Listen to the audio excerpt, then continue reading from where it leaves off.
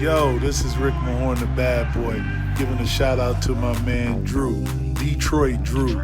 Make sure you tune in on his YouTube channel, Detroit Drew, bad boy. Yo, what up though, peeps? How's everyone doing today? And yes, finally, after years, wow, that's crazy to say out loud now that I'm thinking about it. After years of your patience, Detroit Drew, Double D himself, is back to give you some Detroit basketball content for you.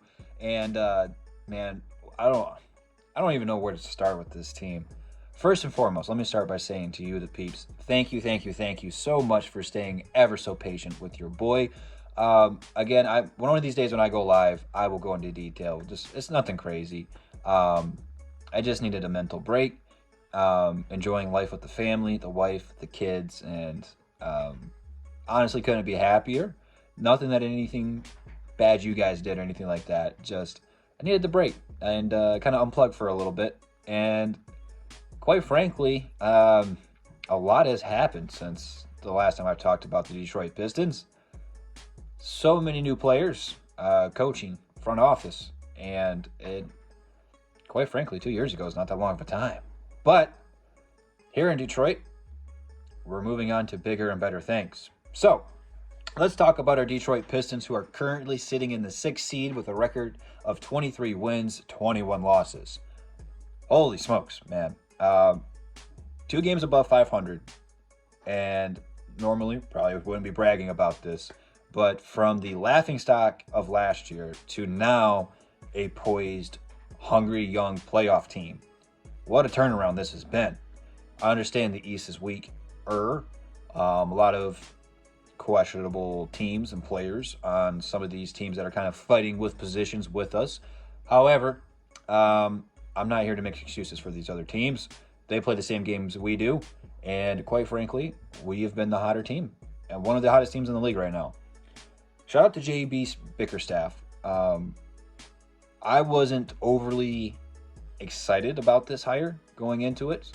But I feel like he has done everything that previous coaching front office people have failed to do. And that is get everyone to buy in and play Detroit style basketball. Everyone can say it. Troy Weaver said it a bunch. But they never really translated to on the court, you know? How many times have I said it? Detroit's got its iconic identity built into it, the city. Not just one team, but like we play defense here in Detroit. Well, not the Lions. But the bad boys, the going to work Pistons, were built around defense. So when you talk about culture with the Pistons, it should be centered around defense. And this team still got a lot of work to do defensively, but they're showing you that they are playing defense. And quite frankly, it's a different style of defense and probably what we're accustomed to seeing with the Detroit teams.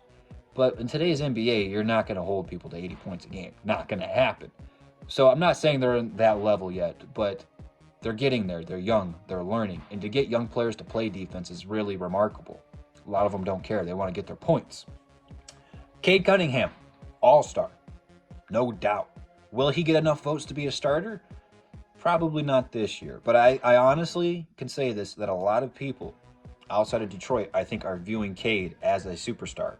So maybe not this year in terms of the fan votes, but maybe next year, if we can keep doing this up, he might be a starter. But you could bet your bottom dollar that Cade Cunningham is at least going to be reserved, making his first all-star appearance in 2025.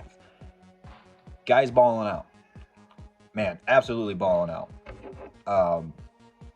25 points a game, 24 and a half if you want to round down, 6.5 boards, 9.4 assists per game. The assist is what's kicking it out to me.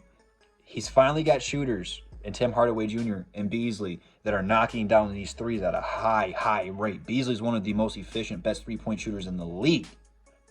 And you're surrounding those kind of talent with Cade Cunningham, who, years prior, was getting Calvin Johnson treatment, getting triple teamed off of these pick and rolls. And now you got Dern and Beef Stew operating in the pick and roll.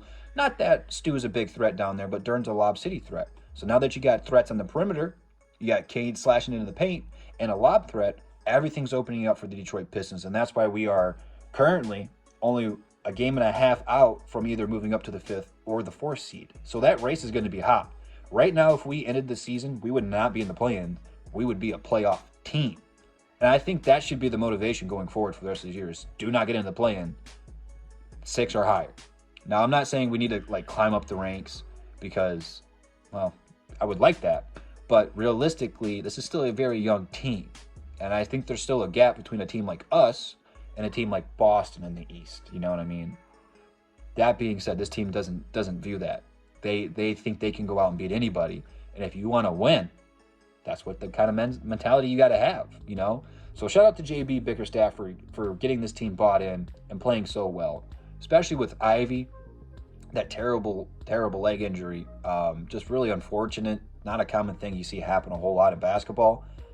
To get the team to rally around that and stay focused, not only to win that game, but continue the momentum. It's been a couple of weeks now, and we're still not slowing down. You can't really even tell. And Ivy was playing nice, really nice. He was having a breakout year. But this team just, they don't back down, man. They're a really good road team. I kind of give it the Dan Campbell effect that we don't care where we're playing.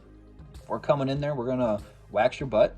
We're going to get a couple blocks, and Cade's going to get his, and you're just going to have to take it.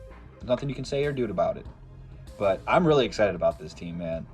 Every game is must-see TV. We are watching Cade bloom into the star before our very eyes. And quite frankly, man, this team it's got a scary future now. You know, people can come see what's happening here and come play here and buy in. And you're seeing a revived Detroit. And it's not just the Lions, man. It's coming to the Red Wings, the Tigers, and to the Pistons. So Detroit's on the up and up, man. Get here before it's too late. If you're an NBA free agent or if you want to trade, come here. Let's see what you're bringing to the table. But let me know what you guys think about the year 2024-2025 Detroit Pistons right now, as they are currently sitting in the 6th seed, looking to make a name for themselves this year. Leave your thoughts, comments, questions down below. Instagram, Twitter, in the description. Go ahead and follow your boy there. You can talk to me there, catch up, and without further ado, I'll see you guys in the next one. And that's the bottom line. We remember, because Double D said so. Peace.